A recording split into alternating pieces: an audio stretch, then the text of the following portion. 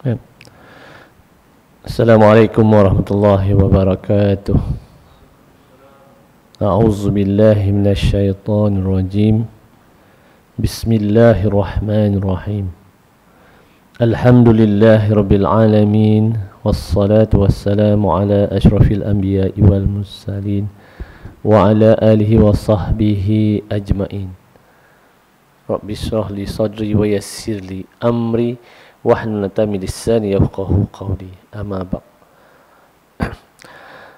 Terlebih dahulu mari sama-sama kita manjatkan setinggi-tinggi syukuran. Alhamdulillah kita masih diberi kesempatan untuk meneruskan kuliah kita pada kali ini dalam bidang yang dipanggil ilmu pewarisan harta dan juga pengurusan harta pusaka. Hari ini saya bawa tajuk iaitu mengenai waris tolak hak. Waris tolak hak. Tuan-tuan ya, dalam pengurusan harta pusaka ni ya, pengalaman saya yang tak seberapa ni tuan-tuan, orang Melayu kita ni dia apa-apa bidang lah kan, bukan saja harta pusaka lah. Dia orang Melayu ni dia seni, dia penuh dengan seni tuan-tuan. Kalau kita tengok cerita Mak Kilau, seni mempertahankan diri macam tu lah tak. Kita pun dalam urus pusaka pun ada seni dia tuan-tuan. Orang Melayu kita ni lah banyak, yalah dia punya orang kata, yalah antaranya dia ada peribahasa, bulat air kerana berbentung, dia kata gitulah, bulat kata kerana muafakat. Dia dalam segala hal orang Melayu kita ni, yalah dia kata muafakat. Muafakat. Urus pusaka muafakat. Tapi itulah muafakat itu bagaimana? Itulah yang nak kita bincang pada hari ini tuan-tuan. Ya. Adakah selama ini yang dikatakan muafakat oleh orang kita ni, dia anggap bila muafakat ni selesai dah tuan-tuan, urus pusaka. Sedangkan bagaimana yang dikatakan muafakat itu mengikut hukum dalam urusan pembagian harta pusaka. Itu muafakat lain, itu lain cerita tuan-tuan. Muafakat lain-lain cerita lah. Memang baguslah kita boleh muafakat kan, nak urus pusaka ni memang baguslah. Cumanya ialah dalam bab pusaka ni kita dah, saya tak tahu berapa lama dah saya kuliah sini, dah hampir 2 tahun lebih lah kot. Tak ingat berapa lama dah. Hampir siap kuliah saya tuan-tuan. Ayat yang saya baca iaitu ayat 7 surah Nisa. A'udzubillahi minasyaitonirrajim. Lirijal nasibum mimma tarakal walidani wal aqrabun walin nisa'i nasibum mimma tarakal walidani wal aqrabun mimma qalla minhu aw kasur nasibam mafruḍa. Ayat ni tuan-tuan dipanggil ayat mujmal. Ayat mujmal ni selalunya dikatakan ayat yang tidak mendetailkan, Allah tak detailkan tuan-tuan. Makna dia bagi orang lelaki itu ada bahagian peninggalan pusaka ibu bapa dan kerabat. Begitu juga bagi orang bagi wanita, dia ada bahagian peninggalan ibu bapa, pusaka peninggalan ibu bapa dan kerabat. Sama ada ianya sedikit atau banyak, sama ada ianya sedikit atau banyak, ianya adalah ketentuan ataupun ketetapan daripada Allah SWT. Tu tuan-tuan, itu faid ni makna dia ketetapan. Siapa yang tetapkan? Allah SWT. Ini yang perlu kita asas tuan-tuan. Dalam pelajaran kita, saya daripada awal tuan-tuan, saya akan baca ayat ni supaya tuan-tuan benda ni kita tak lari pada asas yang kita belajar.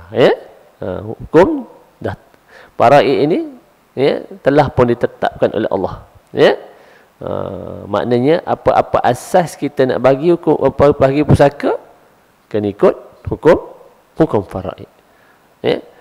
Kalau tuan-tuan rujuk daripada ayat-ayat seterusnya, ayat 11, ayat 12, ayat 176, di situ Allah jelaskan bahagian masing-masing. Telah pun ditetapkan bahagian masing-masing. Berlaku saja kematian, waris tu telah pun ditetapkan siapa warisnya. Begitu tuan-tuan. Berapa bahagian waris, orang dia panggil waris fardu, siapa dia, Waris asabah siapa dia. Itu nanti kita belajarlah dalam bab-bab seterusnya. Ya. Cumanya kita perlu faham ya, dalam keadaan-keadaan tertentu ialah kalau cash, kalau wang tunai mungkin mudah kita nak bagi kan. Satu untuk kau, satu untuk aku. Mudahlah kita nak bagi-bagi tuan-tuan. Ikut faraid exactly up to the cents. Tapi barang-barang lain, harta aset lain ya, selain pada cash, rumah contohnya ya, antaranya yang biasa menjadi orang kata pertikaian ataupun menjadi perebutan antara waris-waris ya. Bukan saja rumah sebenarnya ya, barang-barang lain pun ataupun aset lain juga menjadi orang kata pertikaian. Memang cabaranlah kita nak uruskan pusaka ni ya. Di sinilah tuan-tuan perlunya ya ada muafakat antara waris ya. Jadi tuan-tuan, di sini ya, kalau kita tengok dalam Al-Quran ni memang yalah, dia tak dijelaskan jalan macam mana kita nak buat muafakat tu tuan-tuan ya. Itu sebabnya tuan-tuan bila kita bicara bab fiqh ni, fiqh ni usul fiqh ni, dia kerujukan kita bukan saja Al-Quran ya. Kita juga kena rujuk hadis, ijma' sahabat, ijma' ulama, qiyas. Malah di negara kita ni ada bab-bab apa dipanggil fatwa dan akhirnya fatwa, setengah-setengah fatwa dijadikan undang-undang atau Piramli kata undang-undang. Jadi semua ni menjadi rujukan kita ya. Janganlah kalau orang kata kita nak persoalkan lagi, sebab itu bukannya kita punya orang kata kepakaran ataupun kita mempunyai authority nak menentukan benda ni boleh tak boleh. Semua dah ditentukan ya. Mana yang bahagian-bahagian yang agak tak ada orang kata solusinya, itu fatwa dikeluarkan macam mana kita nak selesaikan. Banyak contohnya, di antaranya kalau kita tengok zakat lah tuan-tuan ya. Zakat fitrah dah. Kita kalau ikut zakat fitrah pada asalnya makanan ruji kan, maknanya kena keluarkan beras tuan-tuan. Tapi ulama bahas kalau ikut Imam Syafi'i kita tak boleh. Tapi kita tengok pula pandangan ulama-ulama lain kan. Begitulah tuan-tuan. Itulah hikmahnya kita ada orang kata khilaf antara ulama. Kita boleh pakai. Ya. Tapi itulah ya, menjadi orang kata ada kadang-kadang tu menjadi pertikaian pula antara kita dah. Padahal bukan kita yang menentukan tuan-tuan. Kita pun orang kata tak layak dah. Kalau tuan-tuan tengok di sini dalam buku yang saya bawa ni, saya pun ada buku dalam kereta saya, super nak bawa. Siapa minat nanti boleh dapatkan buku ni, buku Faham Faraid. Ini insya-Allah bulan depan insya-Allah saya akan guna buku ni dan banyak bab-bab yang akan bicarakan dalam buku ni. Saya punya banyak buku yang saya rujuk lah ya. Ini salah seorang guru saya ya, Ustaz Helmi Hanis ni, dia karang buku ni Faham Faraid ya. Di cover banyak topik lah, walaupun ada topik tertentu saya terpaksa merujuk buku ataupun kitab-kitab lain ya. Jadi dalam keadaan-keadaan tertentu tuan-tuan ya, itu sebabnya kita nak bagi urus pusaka ni, saya punya perkataan yang selalu gunakan dalam pembahagian urusan pusaka ni ialah tuan-tuan, waris-waris ni perlu adanya redha-redha. Redha meredha tuan-tuan. Ni kalau tak ada redha-redha ni payah tuan-tuan. Itu sebabnya ya, dalam hukum disebut di sini sebagai takharush. Apa itu takharush tuan-tuan? Ya, ini yang kita nak bincang pada hari ini ya. Dipanggil takharush ya. T A K H A R U J ataupun alif lam ta ho jim takharush takharush. Maaflah tulisan Jawi saya tak berapa pandai Mana at-takharush ni apa dia? At-takharush ni berasal dari perkataan kharaja yang bermakna keluar. Sebab ni ialah bila kita nak urus pusaka ni mungkin kadang-kadang tentu ada ya waris-waris yang terpaksa keluar. Takharush ialah dalam istilah ialah ilmu faraid, iaitu pengunduran diri seseorang atau lebih ahli waris dari mendapatkan bahagian mereka yang telah ditetapkan oleh syarak. Itu maknanya, tuan-tuan. Takharush. Itu dalam bab satu ilmu faraid. Maknanya waris-waris ni boleh lepaskan bahagian dia. Tapi pengalaman saya 12 tahun ni tuan, yang banyaknya lepaskan juga. Dia lepaskan geram. Dia tak lepaskan bahagian. Dia kata, kalau aku tak merasa apa yang aku nak, biar sama-sama kita tak merasa. Dia cakap macam tu tuan. Ada plot kata, tak apalah, dia kata, kita jumpa kat akhirat esok, dia kata. Pula cakap macam tu. Sedangkan tuan-tuan, faraid ni, semua waris-waris ni tuan-tuan, secara automatiknya dapat hak. Whether sama ada kita suka, whether we like it or not, sama ada kita suka atau tidak, bahagian itu automatik tuan-tuan. Meninggal saja seseorang, automatik ada waris yang berhak ke atas harta yang ditinggalkannya. Itu automatik tuan-tuan. Itu hukum faraid. Itu sebab tuan-tuan saya selalu menggunakan perkataan the power of waris. Tuan-tuan. Kalau waris-waris ni boleh setuju tuan-tuan, banyak kes tak perlu pergi mahkamah pun. Begitulah. Itu sebabnya takharush ni antara ni adalah cara dia. Tapi lepas pula bahagian ni bukan lepas-lepas gitu saja, ada caralah. Itu kaedah tu yang kita nak tengok, Jadi pada mana datangnya takharush ni tuan, peristiwa ni ialah tuan-tuan ni, kalau kita tengok dalam Quran tak jumpa tuan-tuan. Dalam Quran tak jumpa, dalam hadis kita. Mungkin kita tak boleh nak tafsir Al-Quran tak. Kita pun tak boleh nak tafsir hadis, kata orang tak. Sebabnya kalau kita tengok di sini, di zaman sahabat, ketika Khulafa Ar-Rasyidin ni, ketika pemerintahan Sayyidina Osman Ibn Affan radhiyallahu anhu, ada satu peristiwa di mana ketika salah seorang sahabat yang bernama Abdurrahman bin Auf, tuan-tuan ingat kot, Abdurrahman bin Auf ni sangat terkenal dalam syiar Islam ni. Abdurrahman bin Auf ni seorang yang sangat kaya. Itu biasalah. Cumanya penitilan dia ada diambil satu peristiwa di mana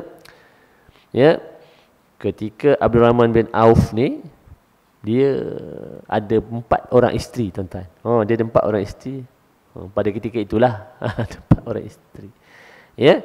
Dan pada ketika itu, ketika dia sakit, pada ketika dia gering, dia jatuhkan talak ke atas salah seorang isteri dia. Dia jatuhkan talak.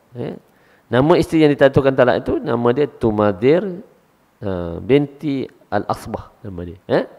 Nama-nama lain saya tak tahu, tak disebut di sinilah. Saya baca ni daripada buku ni. Tuan-tuan, tak lama kemudian, Abdurrahman bin Auf ni meninggal dunia. Sedangkan isteri yang dicerai tadi tu masih lagi dalam iddah. Tuan-tuan, suami isteri tuan-tuan, dia mewarisi antara satu sama lain selagi ada ikatan suami isteri yang sah.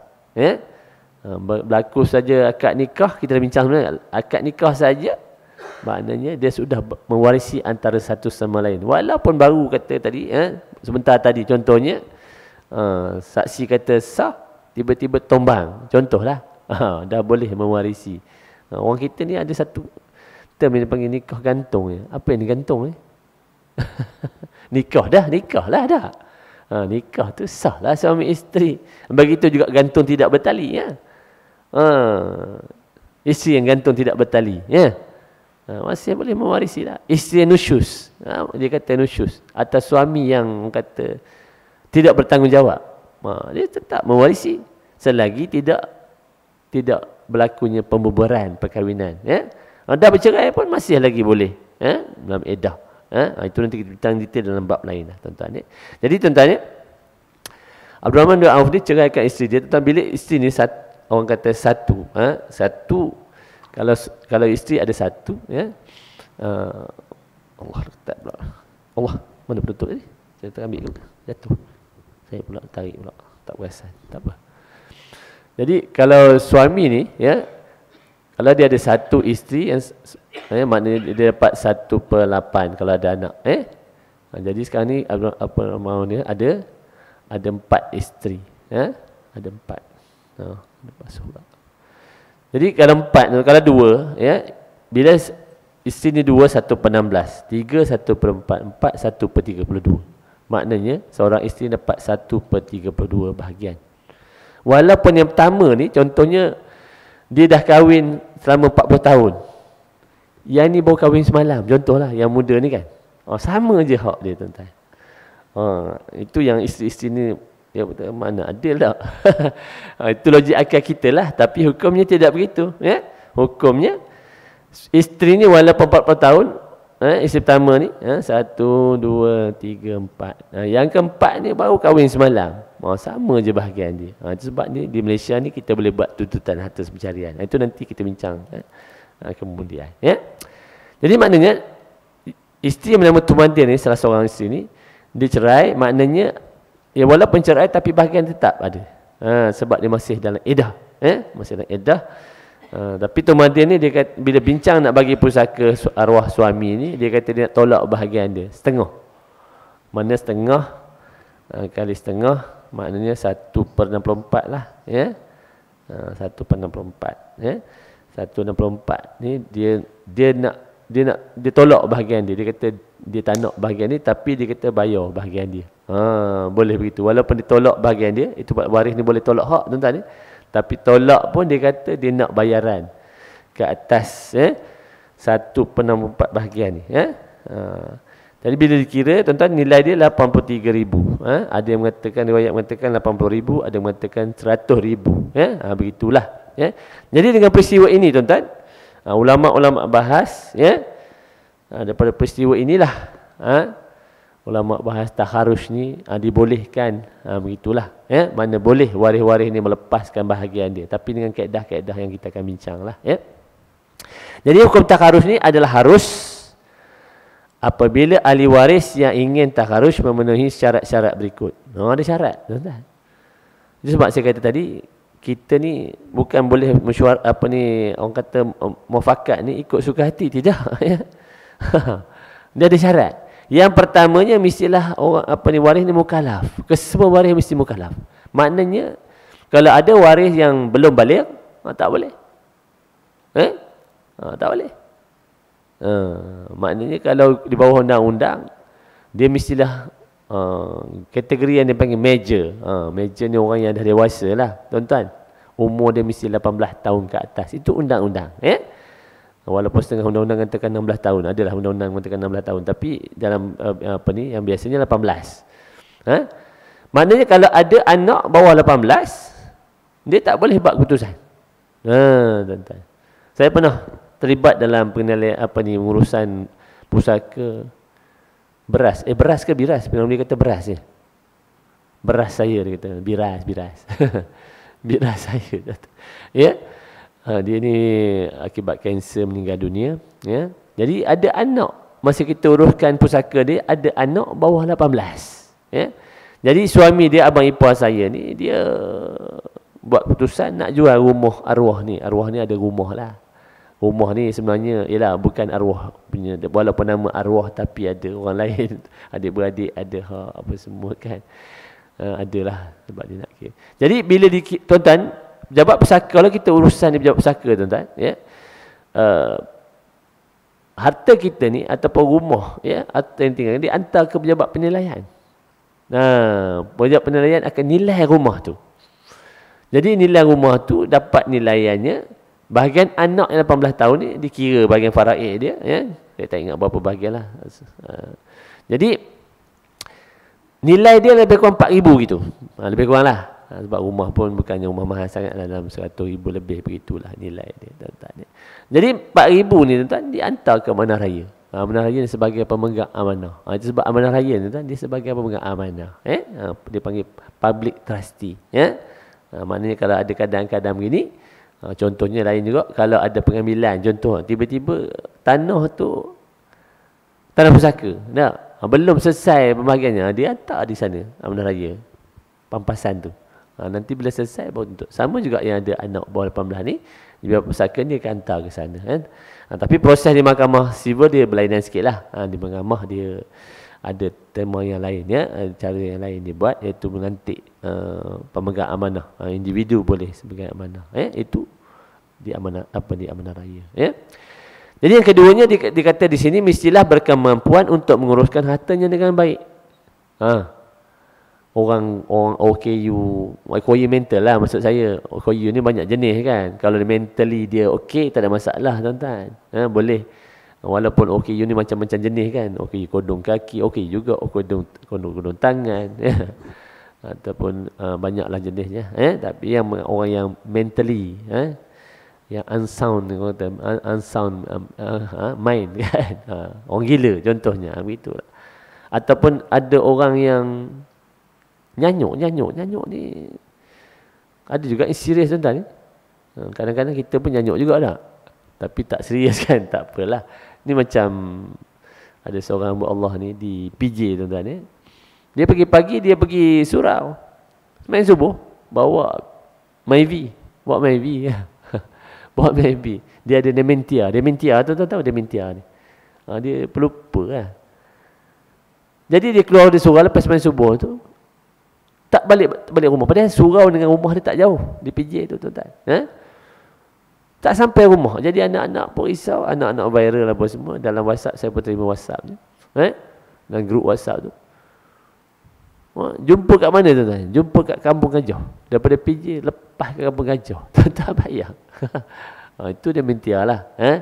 Dementia ni mungkin ada yang serius lah. Tuan-tuan, orang begini pun dianggap orang yang tidak kemampuan untuk mengurus harta dia. Ataupun orang yang autism.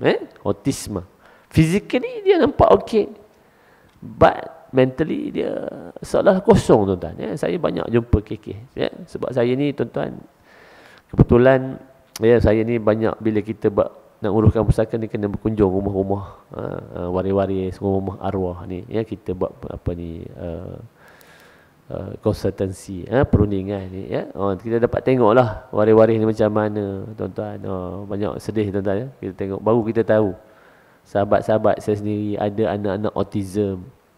Yang pernah saya jumpa satu kes tuan-tuan, dia ada 3 anak, tiga kena autisma tuan-tuan. Allah, laki pula cerai ke dia. Sedih. Saya dulu pernah menghadiri beberapa seminar oleh pihak yang menguruskan orang autisma ni. Sedih tuan-tuan. Yalah, anak kita nampak physically okey, tapi zero.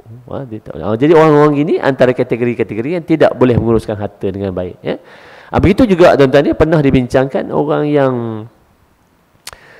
penagih dadah penagih dadah pun boleh dikategorikan orang-orang macam ni tuan-tuan. Dia boleh dikategorikan sebagai orang macam ni juga. Penagih dadah pernah kita bincang lah tuan-tuan. Saya pernah menghadiri beberapa seminar, pernah dibincang juga supaya orang macam ni kalau kita bagi harta tuan-tuan, kena cara lantik pemegang amanah lah bagi pihak dia. Sebab orang begini dia bukan tahu apa, dia nak mengasap aja ataupun nak menginjek aja itu kerjanya. Okey tuan-tuan, lain-lain juga kita boleh lihat tuan, orang yang hilang ataupun mafkud. Kita dah bincang bab mafkud sini, belum lagi bab orang hilang. Orang hilang ni tuan, di dalam ilmu faraid, orang hilang ni ditafsirkan sebagai orang yang masih hidup. Orang hilang ni tuan-tuan, dalam hukum faraid ni dia dianggap masih hidup. Macam MH370 tu. Dia belum dianggap mati selagi tidak ditemui ataupun selagi tidak adanya perintah mahkamah. Dah bincang belum nanti kita bincang waktu. Mafkud ni maknanya orang hilang ni tuan-tuan. Dia kalau ikut undang-undang di negara kita ni, dia kena tunggu 7 tahun. 7 tahun maknanya MH370 lebih 7 tahun kan. Sepatutnya waris-waris dah boleh ambil perintah mahkamah mengatakan anggapan kematian, mana harta pusaka dia dah boleh diuruskan. Tapi kena dapatkan perintah mahkamah dulu. Kalau tidak, tak boleh urus. Tapi dalam keadaan lain, ada juga dia mewarisi harta orang lain. Sebab dia dianggap masih hidup kan. Contohnya ayah dia meninggal, yang hilang ni anak-anak, tapi ayah dia meninggal kan. Dia sepatutnya mewarisi harta pusaka sebab dianggap masih hidup. Maknanya bahagian dia tu tidak boleh maknanya kena bagi bahagian farid dia. Dan satu kategori lagi orang yang hilang juga, tapi dia hilang legal capacity. Dia tak ada tak ada, orang kata dia tak ada legal maknanya Dia ni orang yang tak ada, apa orang kata, dari segi undang-undangnya, dia bankrupt lah. Bankrupt lah. Muflis. Orang muflis. Orang muflis. Orang muflis ni harta dia kepada siapa? Insolvency. Dia tak boleh. Tak boleh lah. Dia nak lepaskan bahagian sebab dia bukan hak dia. Hak dia insolvency kan.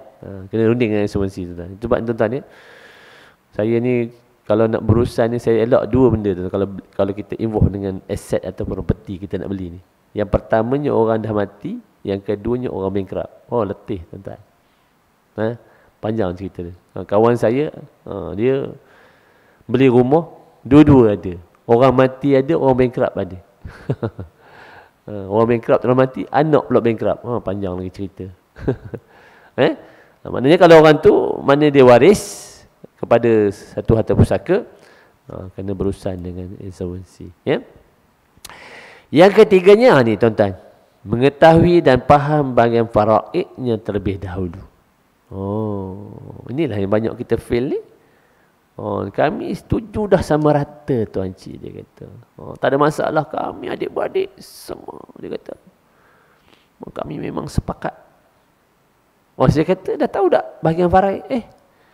Iyalah, dia kata, kami dah setuju dah. Iyalah, saya setuju pun, saya kata, kena tahu juga bahagian faraid. Saya kata dah. Ini yang banyak kita, sebabnya tuan-tuan, banyak kes saya jumpa macam tu lah. Dia kata, kami dah setuju, muafakat, tak perlu faraid. Dia kata, ni antara tuan-tuan. Kami tuan-tuan, dia kata, Tuan Haji, kalau kami bincang ni, kalau kami tak dapat solusi, baru kami faraid. Pula ada pula jadi macam tu. Tuan-tuan, saya ada satu kes contoh tuan-tuan ni. Dia adik-beradik orang ni 8 orang asal. Ada 8 orang adik-beradik. 8 orang. 8 orang adik-beradik ni. Jadi salah seorang adik-beradik meninggal, adik tu tak kahwin. Jadi bila adik tak kahwin tu kan, warisnya adalah adik-beradik. Sebab dia tak ada mak bapak dah. Mak bapak dia tak ada. Jadi dia cuma ada 4, dipanggil saudara lelaki seibu sebapa, 3 saudara perempuan seibu sebapa. Mana 7 orang lah adik-beradik. Saya baru-baru ni banyak yang kepahaman orang kita ni, dia kata lelaki kalau ada 300, contohnya kalau ada 300,000, lelaki dapat 200,000, perempuan dapat 100,000. Mudah-mudah dia bagi macam tu. Bukan begitu tuan-tuan. Cara kiraan dia ialah kali 2, yang ni kali 1. Maknanya kalau kita tengok 4 kali 2 apa? 8. 3 1 apa? 3. Maknanya ada 11 bahagian. Begitu. Lepas tu laki maknanya dapat 2/11, perempuan dapat 1/11. Itu kaedah dia. Bukan macam tadi, tak? Dia kata okey, yang lelaki dia kata dapat 2, perempuan dapat bukan gitu. Dia kena macam ni kaedah dia. Tengok jumlah dia berapa. Gitu. Kecuali kalau katakan 1-1, itu lain lah. Kalau seorang lelaki seorang perempuan, betul lah 2-1 kan. Tapi kena kali dulu. Jadi dia tak nampak lagi. Dia kata tak jauh beza, tak apalah, 2/11, 1/11 tak jauh beza. Okey, saya kata sekarang ni kita kira berapa. Bila kita kira yang ini bernilai 60,000. Yang ini bernilai 30,000. Dia dah nampak dah. Dia orang Melayu kita ni, orang kita lah. Bila nampak RM ni dah beza tuan-tuan. Tadi pecahan dia tak nampak lagi. Yang bang sulung slow yang kat. Tuan Haji, dia kata, saya tak jadilah nak buat sama rata. Dia kata. Dia kata, saya ambil dulu 60,000 tu, nanti saya bincang kemudian lah. Dia kata. Habis 3 orang lain, 4 orang lelaki ni, pada mulanya setuju. Sama rata, tak jadi sama rata. Jadi perempuan pun dah tarik muka masam dah. Sebab yelah, perempuan 30,000 je kan. Jadi kalau sama rata, bezalah tak? 7 orang. Bagilah sama rata tak? Kalau 300,000, bagilah 7. Itu sama rata kan. Selalunya siapa nak sama rata? Tuan Haji agak siapa sama rata dan selalu minta? Perempuan ke lelaki? Biasa perempuan lah tak. Tu tapi kebanyakan dia tak tahu. Saya banyak kes tuan-tuan. Waris-waris ni tak faham. Sedangkan tuan-tuan mesti tahu dulu bahagian faraid. Itu kan saya tadi kata ketetapan daripada Allah, kewajipan daripada Allah yang wajib kita. Itu sebabnya tuan-tuan ni. Okey Tuan Haji. Ya.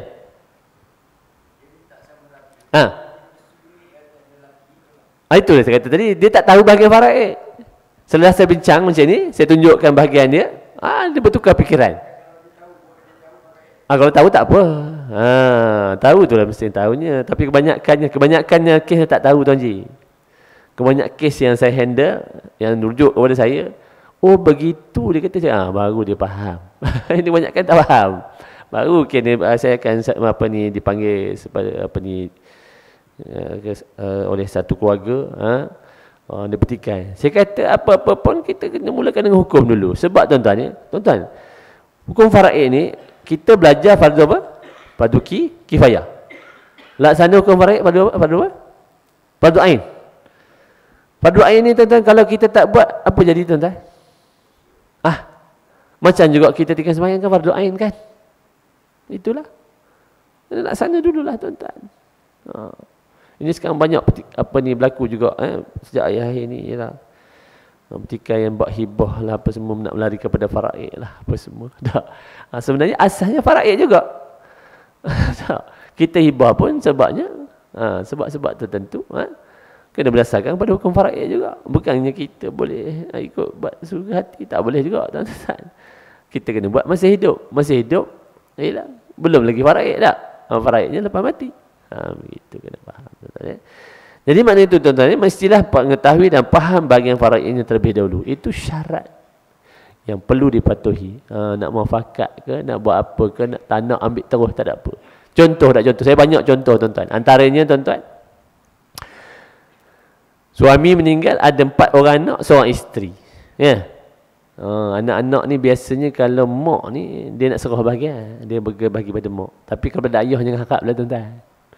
Kalau mak yang meninggal, agak-agak anak-anak nak bagi pada ayah tak? Cuba Tuan Haji cara jujur lah. Agak-agak anak bagi kita tak? Tak bagi tuan-tuan. Dia kata kalau bagi ayah ni, ayah ni kahwin lagi, dia kata esok kita. Saya jumpa satu kes tuan-tuan di Dengkil sana. Jadi ayah ni dah lah dapat mak meninggal, ada harta mak, rumah, mak tinggalkan rumah atas nama mak. Ayah ni bila ada anak dapat 1/4. Anak dapat 3/4.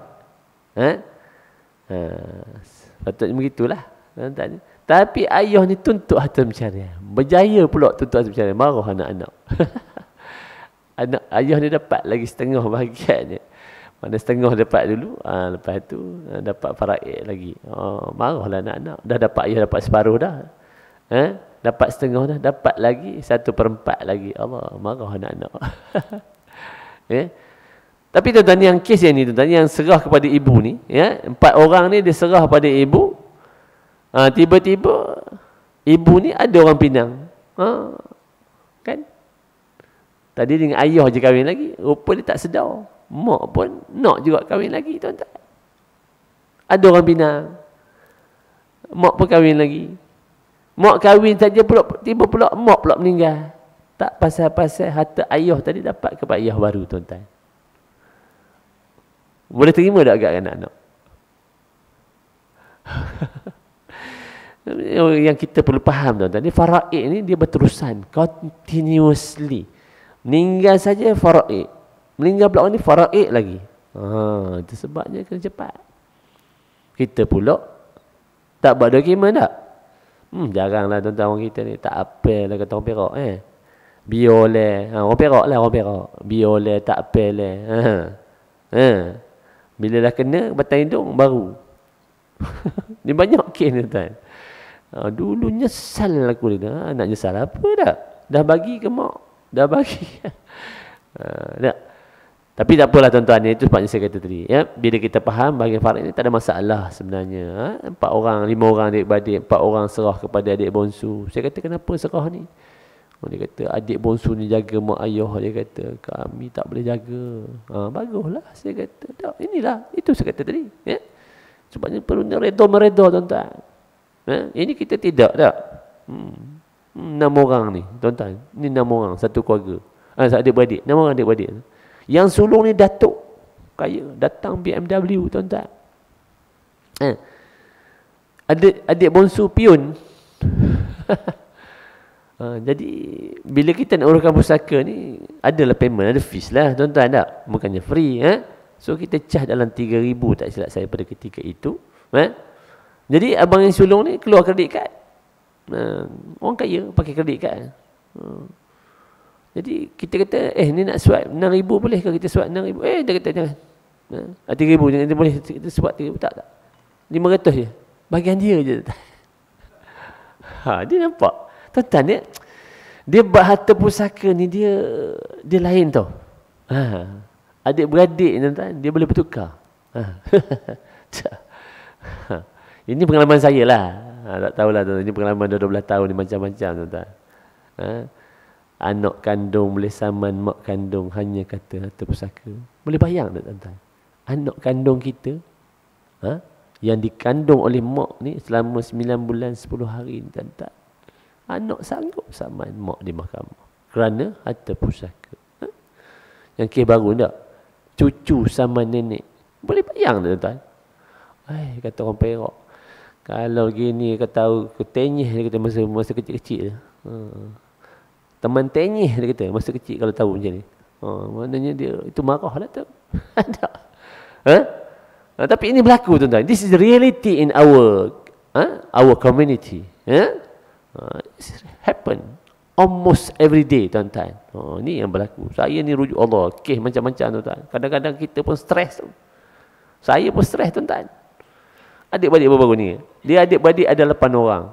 Orang ni mengadu lain, orang ni mengadu lain. Allah, aku nak dengar mana satu ni. Saya kata, buat apa dokumen ada? Kamu bagi aku dokumen, kata aku boleh tengok lah. Saya berdasarkan pada dokumen. Saya kata, saya pun macam hakim juga. Saya kata, dah. Saya tak mau dengar suara satu pihak sahaja. Saya kata, okey, kita set. Hari Sabtu ni kita jumpa. Saya nak dengar semua. Saya tak mau buat keputusan. Tapi saya kata, saya memang apa-apa pun saya kata tu balik asal kepada asas kita ikut hukum, saya kata. Ataupun ada perintah ataupun ada order daripada mahkamah. Itu lain. Mahkamah kalau ada perintah mahkamah, ya kita ikut perintah mahkamah. Walaupun dia tidak mengikut hukum, saya tak tahu sebab apa. Mungkin mahkamah ada pandangan tertentu tak, kita tak tahu. Tapi saya tetap, tuan-tuan, saya tak lari. Sebab saya takut besok saya pulak dia persoalan. Banyak kes tuan-tuan. Jangan main-main tuan-tuan. Saya ni macam-macam. Dia kata sebab dia jaga mak, dia mesti dapat lebih. Saya kata mana kamu belajar?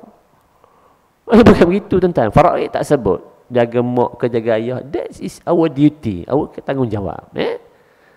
Kau jaga mak. Yalah, kalau reda tadi tak ada masalah dah. Bagi tak ada masalah. Sebab hak ni lain tuan-tuan. Macam-macam lah tuan-tuan. Jadi yang keempatnya disebut sini, melepaskan hak dengan sukarela. Tak boleh dalam paksa. Kalau dia nak bagian faraid, kena bagi.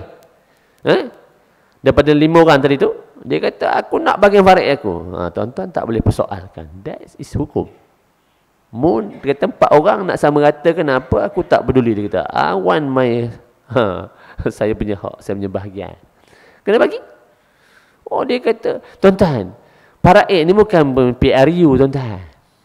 Ni PRU kita ikut majoriti kan. Walaupun menang satu undi dah. Dia faraid tidak begitu tuan-tuan. Itu faraid ni musyawarah. Kalau nak faraid, bagi bagian dia. Dia kata dia kata tak nak ikut cakap keluarga. Tak. Itu hukum. Jika syarat-syarat itu tidak dipenuhi, maka ahli waris tersebut akan memperolehi bahagiannya mengikut hukum faraid. Yang pertamanya ahli waris yang belum balik tadi tu, minor, dapat bahagiannya. Orang gila, orang OKU, orang yang tidak pandai menguruskan hartanya, kena bagi bahagian faraid atau lebih. Lebih tak apa, jangan kurang. Ya lebih, jangan kurang. Pukul berapa masuk waktu 8.30 8.30 belum lagi. Jadi maknanya kalau ada waris-waris yang tidak pandai menguruskan hartanya, kena bagi. Orang hilang, orang tadi terlupa, orang bankrupt, orang muflis, kena bagi bahagiannya. Sama juga ya, ada ahli waris yang dia kata dia nak juga bagi faraid, yang mana tak boleh paksa dia. Tak boleh paksa. Okay, ada soalan tak sekarang ni? Tuan Cik ada soalan? Boleh faham ya? Takut saya ni kadang susah juga buat faraid ni. Nak fahamkan orang ni saya.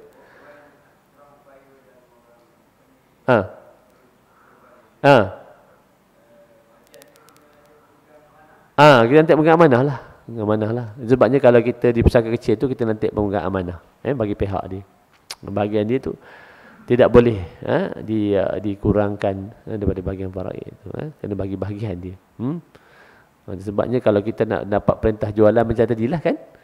Jadi bahagian itu, kita nak jual rumah. Tapi bahagian dia tu kena deposit dekat amanah raya. Besok dia 18 tahun, baru boleh keluar. Begitu. Itu di mana, itu di pejabat besar kecil lah. Kalau di mahkamah dia lain cara dia, mahkamah kita lantik. Boleh, tapi kena melalui keputusan mahkamah lah. Perintah mahkamah, boleh. Boleh. Tapi kena dapatkan perintah mahkamah. Tapi kalau di pejabat besar kecil tak boleh. Pejabat besar kecil ni dia, kalau ada yang ni kena hantar amanah raya. Tapi kalau contohnya dia sebagai pentadbir sajalah. Maknanya besok tuan-tuan, sebabnya itulah proses undang-undang ni pun satu cabaran buat kita lah tuan-tuan. Sebabnya tuan-tuan, kita dah bincang sebelum ni, faraid itu automatik, secara automatiknya jatuh hukumnya. Maknanya waris-waris telah pun ditentukan haknya, tetapi pelaksanaannya bukan automatik. Ini yang perlu kita faham tuan-tuan. Pembahagian faraid itu kena melalui proses undang-undang. Begitu. Banyak orang kita ni yang itulah missing point dia. Dia kata, faraid kan ada. Dia kan main macam tu, macam orang kata tangkap maknya. Faraid kan ada. Dia kata, apa susah-susah. Tapi kita kena melalui proses undang-undang. Contoh tanah tak? Ada di bawah kanun tanah negara, undang-undang tanah. Tuan-tuan, kena melalui proses. Dapat perintah mahkamah atau perintah pejabat besar kecil, baru kita boleh transfer. Kalau yang masih pinjaman, tak boleh. Kalau yang masih belum ada geran, contohnya strata title, rumah tingkat-tingkat, ada orang Ngawi cakap rumah bertingkat-tingkat gitu. Tak boleh tuan-tuan. Kena, kalau pejabat pesaka ni kena ulang bicara. Kena tunggu dapat geran besok, baru masuk balik permohonan dia, bagi borang P masuk balik. Proses-proses tu lah orang kita ni yang dikata remeh. Tapi kita terpaksa melalui proses. Dia salahkan apa dia kata, birokrasi, masalah birokrasi. Tuan-tuan, itu undang-undang. Dia kata nak cari CJ mati pun tak jumpa. Nak cari CJ nikah. Itu requirements. Sebab apa? Kalau dia buat, orang kata ambil ringan tak? Contoh tak minta CJ mati. Apa bukti dia? Ambil bukti-bukti. Sebab kalau saya sebagai hakim pun saya tanya tak? Kalau ada keraguan, saya kata sila dapatkan CJ faraid terlebih dahulu. Pula pergi mahkamah syariah pula. Lepas tu bincang-bincang, dia kata si mati ada wasiat.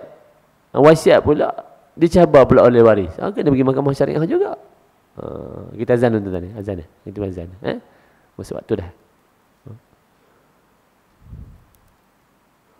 Bilal. Azan. Masuk waktu dah.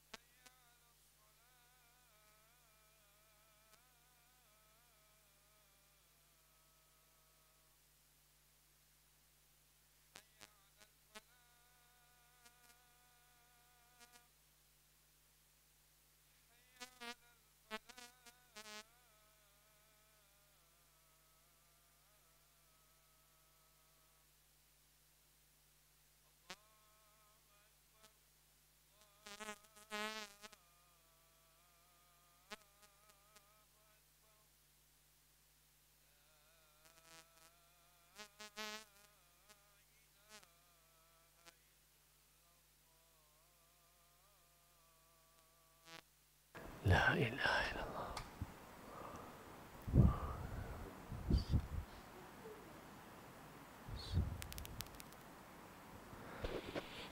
Okey, kita sambung sikit lagi tuan-tuan. Ada soalan tak setakat ni? Ada soalan?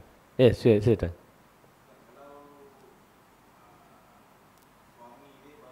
Ya. Okey. Okey.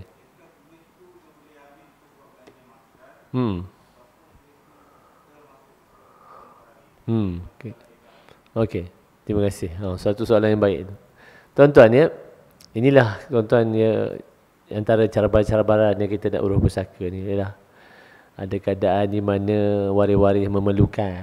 Bagaimana keadaan tu tak? Dan keadaan ni tadi dia kata suami meninggal, isteri ni tak ada pendapatan. Contohnya tak ada kerja, isteri suri rumah sepenuh masa contohnya ya. Dan biasanya suami ni ialah kalau suami yang dia ada tinggalkan atau duit tak apalah ya, mungkin boleh buat belanja kan, tapi dalam kadang-kadang tentu mungkin dia tinggalkan kad ATM. Wah tuan-tuan, ni yang kita bimbang ni tuan, kad ATM ni saya banyak kes lah. Sama ada suami ke isteri ke pegang ya, bila meninggal suami meninggal isteri ni kalau ikut pandangan saya rujuk beberapa pandangan mengatakan boleh ambil sekadar keperluan.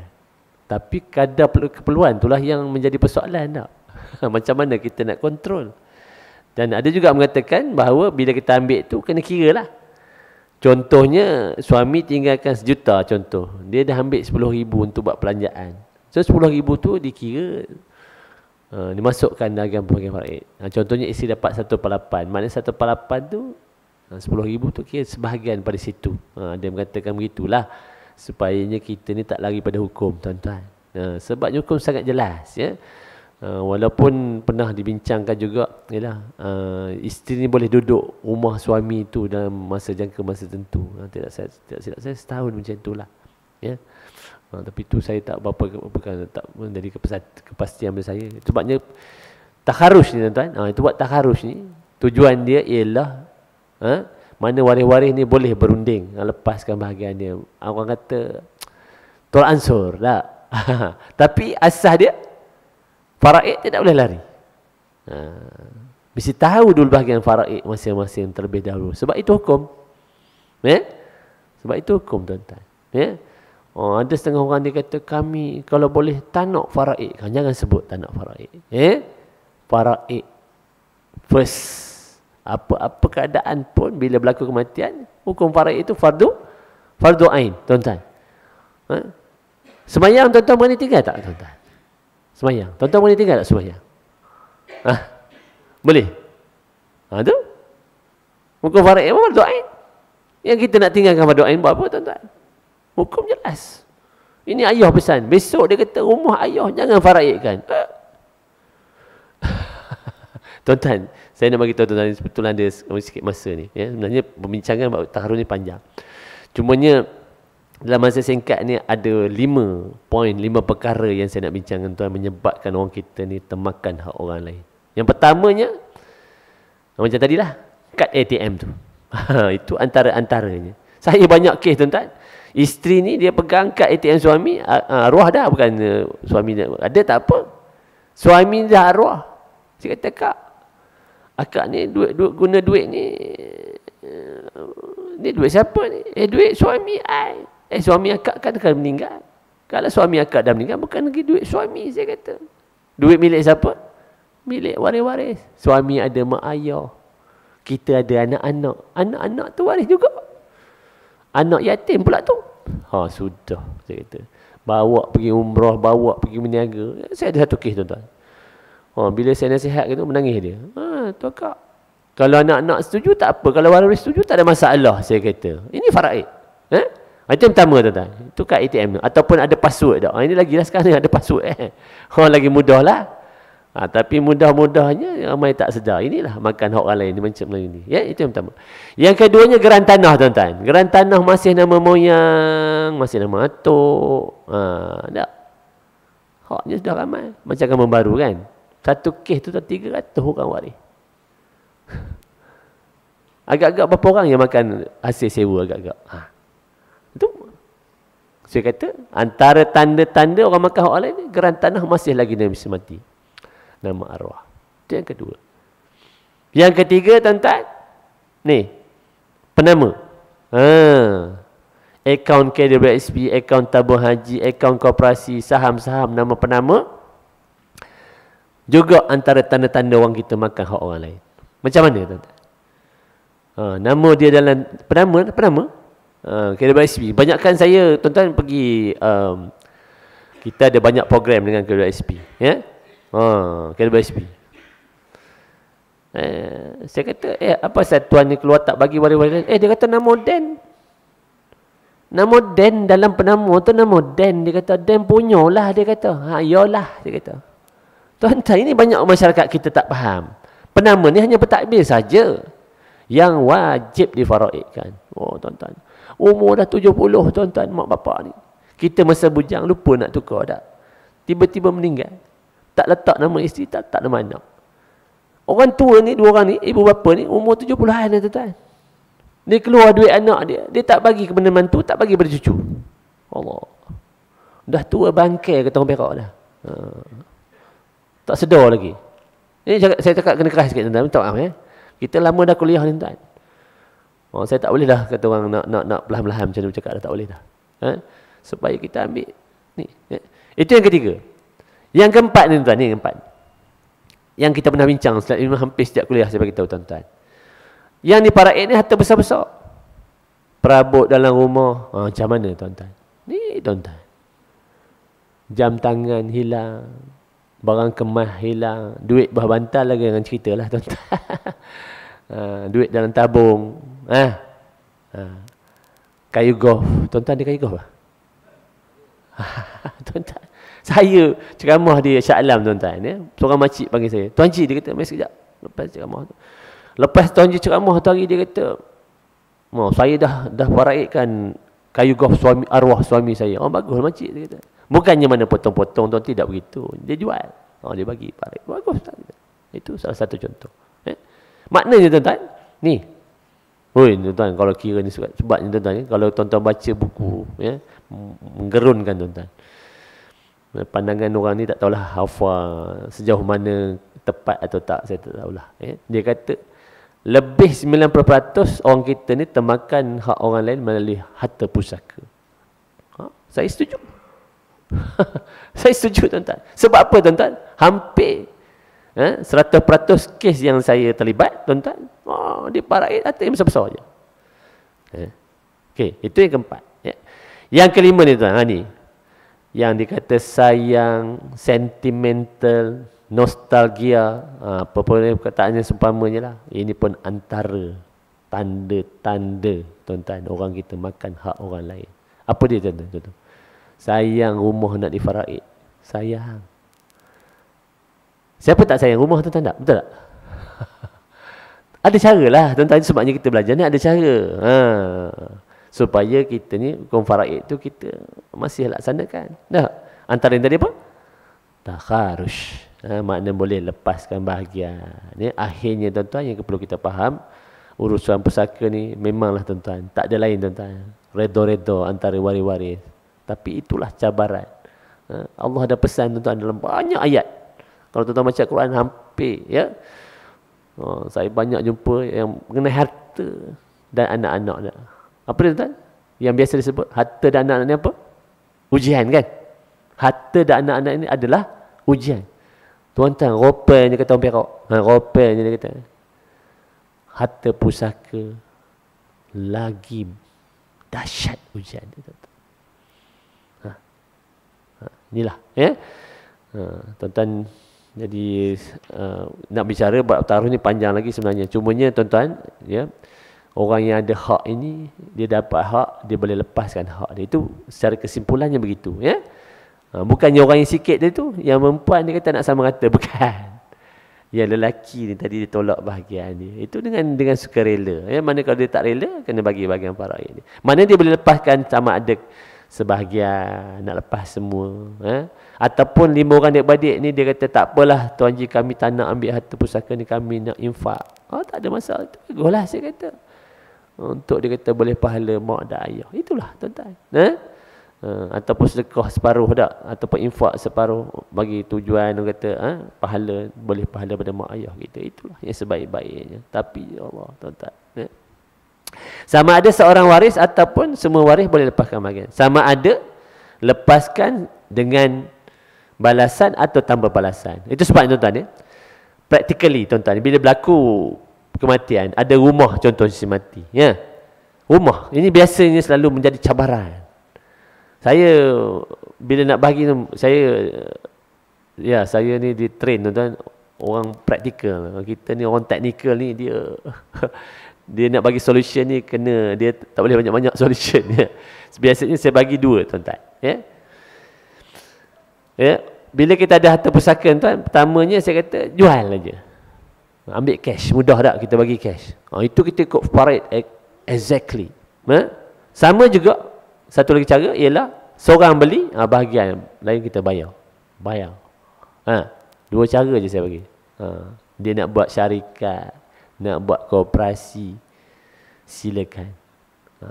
Tuan-tuan perlu kita faham tuan-tuan. Ada juga orang dia kata nak masuk nama semua. Kami nak setuju nak masuk nama Tuan Haji. Okey, saya kata tak ada masalah.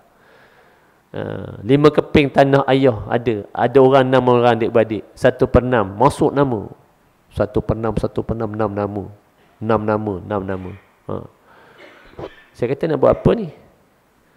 Dah. Itu pun dah jam dah tuan-tuan. Tanah ada 5 keping tanah, ada 6 kepala. Agak-agak macam mana tuan-tuan?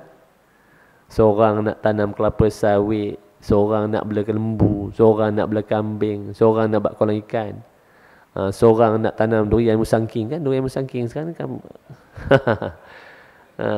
Yang seorang lagi pula, yang last kali ni bang, dia kata kita tanam ketum je lah, dia kata senang.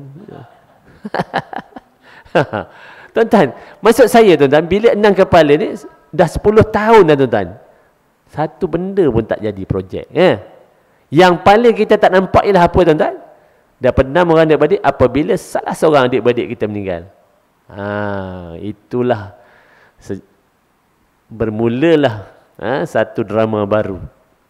Drama barunya macam mana? Adik-adik isteri, ada 5 orang anak-anak. Anak-anak ni pula gede best macam ada orang Kelantan cakap. Jangan main-main tuan-tuan, budak-budak sekarang ni. Dia tahu nak hak dia je. Jangan main-main tuan. I sue you in court. See you in court. Sikit-sikit. Budak-budak sekarang jangan main tuan-tuan. Dia buat itu, dia pandai. Tak, ini realiti tuan-tuan. Saya utarakan kepada tuan-tuan supaya tuan-tuan buka. Buka minda tuan-tuan. Sebab saya kata tadi, asas dia hukum faraid ini adalah fardu ain. Jangan lari pada landasan sebenar tuan-tuan. Tuan-tuan, yang kita bimbang tuan-tuan bila makan hak orang ni, dia punya kesan sangat dahsyat tuan-tuan. Sangat dahsyat, saya beritahu tuan-tuan Yang paling dahsyat tuan-tuan, ni kita datang ke surau, pergi haji, pergi umrah, Allah tak terima ibadat kita. Ni antara yang paling dahsyat. Rasulullah kata, antara yang kesan yang paling dahsyat ialah ada daging tumbuh. Setiap daging yang tumbuh daripada makan hak orang ni, api neraka lah yang terlebih layak baginya. Tuan-tuan, boleh tuan-tuan? Agak-agak kita ni kali sapi neraka ke? Saya nak cakap terus tuan-tuan kat tuan-tuan. Saya ni, kali ni saya ceramah saya kena keras sikit. Saya tak boleh dah macam dulu. Dulu-dulu saya ni tak berani nak cakap. Sekarang ni bila bab-bab faraid ni dah tak boleh tuan-tuan. Sebabnya terlalu ramai orang kita ni. Dia tak mau dengar. Tuan Haji pakai hukum mana, dia kata. Dia tanya saya pula, persoalan saya pula. Tuan-tuan, saya 12 tahun dalam bidang ni tuan-tuan. Ini yang berlaku dalam masyarakat kita yang perlu kita ambil sama-sama tuan-tuan. Ni semua orang ni buatnya faraid, apa ni tuan-tuan? Fardu ain ni dia individu, bukan tuan-tuan. Dia belajar fardu kifayah. Sebab hukum ini fardu ain. No one can escape. Sama ada kita mewarisi harta orang lain atau orang lain bakal mewarisi harta kita. Dan berterusan continuously.